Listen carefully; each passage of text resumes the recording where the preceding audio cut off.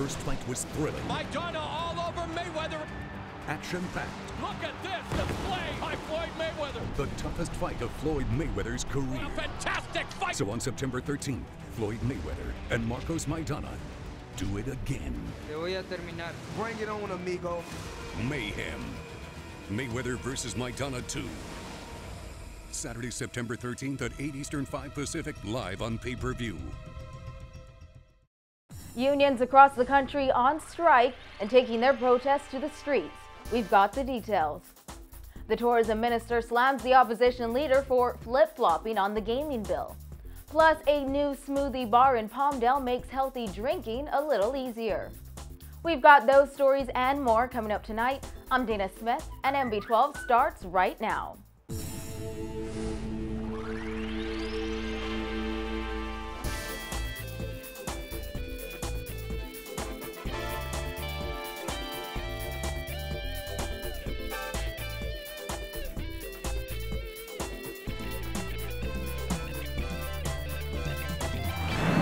Topping news tonight, we aren't certain how many people participated in today's Trade Union Congress strike, but the umbrella union has followed through with all its threats to withdraw the labor of members. Despite the Department of Labor dubbing the strike as illegal, workers still took to the streets in protest of numerous issues that affect them.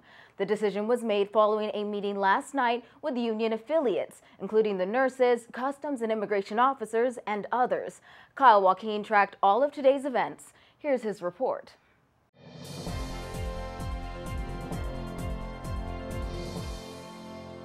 After months of threatening industrial action, the Trade Union Congress has lived up to their promise and called a national strike, starting right here at the Customs House with customs and immigration officers.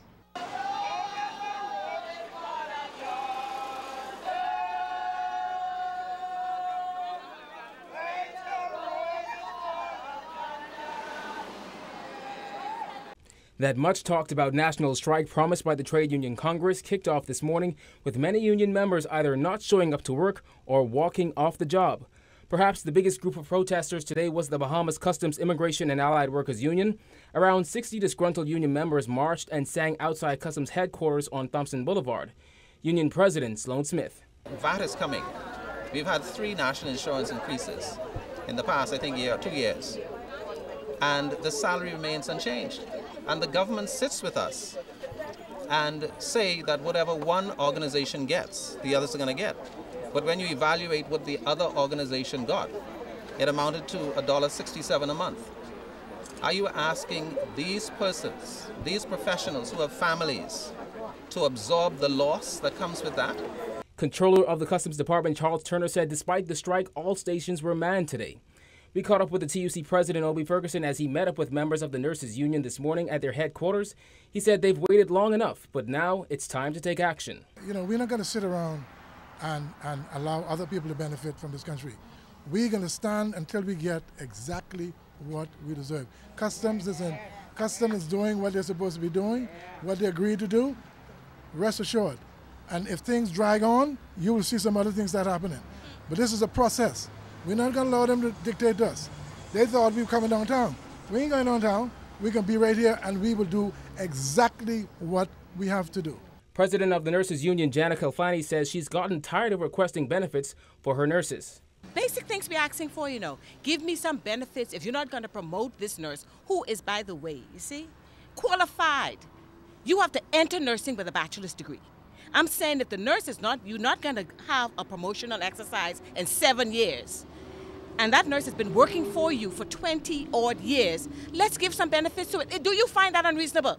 Because I certainly don't. Kalfani says nearly all of her union members have withdrawn their labor from public hospitals and clinics in New Providence and Grand Bahama. Our news team understands many hotel employees in Grand Bahama have also gone on strike. However, it wasn't the same for union employees at Sandals Royal Bahamian Resort. Out of their 350 members, only 5 were outside demonstrating. So we're here to let them know, gone are the days now. We say we had enough. And I think what Sandals is saying to us now, the union is too passive. We have too much respect. Now we say they ask for pressure, and that is what we're providing right now, pressure. Labor Minister Shane Gibson says through all this, he's most disappointed with the nurses after he said some of them showed up for work at 5 a.m. at PMH and then walked off the job. He added that 2 clinics in Eleuthera had to be shut down because the nurses there did the same. Obviously, whenever employees walk off the job, there's some impact.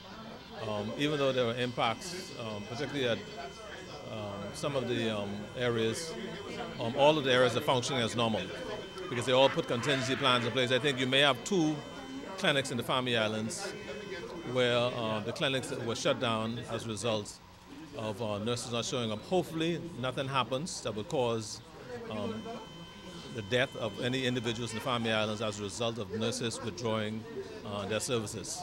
Healthcare is something that you can't play around with. And so there are 2 issues here. Number 1, issuance. 3, the supervision of the strike poll, the issuance of the strike certificate, and the referral of the matter to the tribunal. Number 1, you must supervise the poll. Number 2, once the poll is supervised and everything goes in accordance with the law, the certificate must be issued. But once the matter is referred to the tribunal, you cannot take strike action. And so for members who are being told that they can still strike even though the matter is referred, they're being misled, and I encourage them to return to work immediately.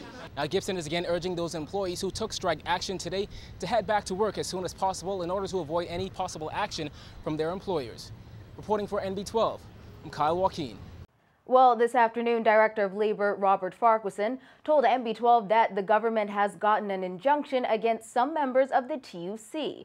Farquharson claimed the injunction was granted by Justice Ian Winder and orders members of the Nurses Union, the Customs and Immigration Union, and the Educators Managerial Union back to work and commands them to stay at work. Another union protesting against the government, the Water and Sewage Management Union. That group today wore T-shirts that read, "Hands off my pension." According to union president Edna Roll, their pension is currently unfunded, and with plans of outsourcing, it could be completely eliminated. He noted the pension is currently not protected by their contract unless the employee is retired, has worked for 30 years, or is 60 years old. This is very clear. We have a pension issue, and that's our critical matter. Our pension is being affected by the corporation move to outsource. Our current pension is underfunded, right? And so the problem they have is this. They cannot afford to pay all of us our pension. And so they have no choice, so to speak, as far as they're concerned, but to outsource as a means to reduce that pension liability. Roll said after numerous attempts to get a response from the government on the matter, the union was told the issue of the unfunded pension is bigger than their corporation because it is an issue within the entire public service. He said government can't afford it, so their only solution is to begin outsourcing. The government has said that the pension issue is bigger than this corporation. It's a large issue with the whole public service. They said it's now $1.8 billion over public service, including us. And they expect by the year 2020 for it to be $4.3 billion. So the question is, how are they going to address it? Well, my concern is water and sewage. I have to make sure the water and sewage part is adjusted. But it's a larger thing, the public service and public service in general. Roll says he believes outsourcing will begin by the end of this year. The union plans to hold a protest every day for the remainder of the week and have a strike vote next week. We were unable to reach management at Water and Sewage up to airtime. In other news, as parliamentarians debate the controversial gaming bill, Minister of Tourism Obi Wilchcombe accused Free National Movement leader Dr. Hubert Minnis of flip-flopping on the issue of web shops. Wilchcombe denied any suggestion of crookedness on the Christie administration's part and questioned whether Minnis was actually a part of the former government, which he says granted business licenses to web shops and considered legalizing them. Bonnie Toot reports. As debate got underway on the amended gaming bill, Tourism Minister Obi Wilchcombe hit out at the opposition on its stance on the controversial bill, asserting that F&M leader Dr. Hubert Minnis is the undisputed flip-flop champion. Wilchcombe's comments come days after Dr. Minnis said the opposition intends to vote against the gaming bill, which he labeled a charter for lawbreakers. There's no question in our mind, that the leader of the opposition is the undisputed flip-flop champion of the Bahamas. Undisputed. No question in our mind. None. Minnis said during a news conference on Sunday that the gaming bill legalizes previously criminal acts and accused the government of violating every principle of trust, accountability, transparency, and fairness.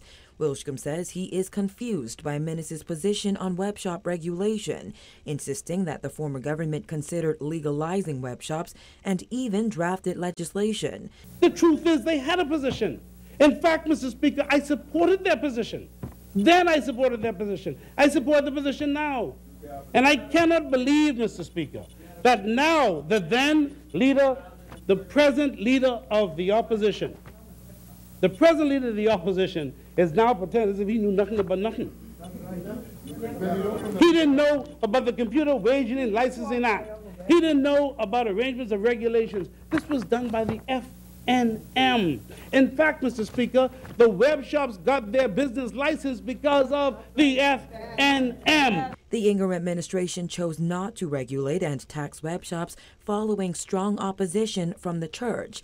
Wilshcombe questioned whether Minnis was a part of that government and insisted that some things should not be political. Now every time, every minute, the leader of the opposition, if he here today, he over here tomorrow. Oh man, he's everywhere. He's a Houdini. He could disappear and appear all over the place, Mr. Speaker. I've never seen anything like it. Leaders don't do that. You stand up for what you believe in. You die for what you believe in. You go where you must go for things you believe in. You don't change because it makes sense to change. You don't change because I got to run down the road and change, Mr. Speaker. And then you intend to make it appear as if that we're doing something because of backers, Mr. Speaker. That is absolutely, totally wrong. Minnis sprung to his feet to defend his party's position, insisting that the FNM stands by those voters who rejected the regulation and taxation of web shops during last year's gambling referendum.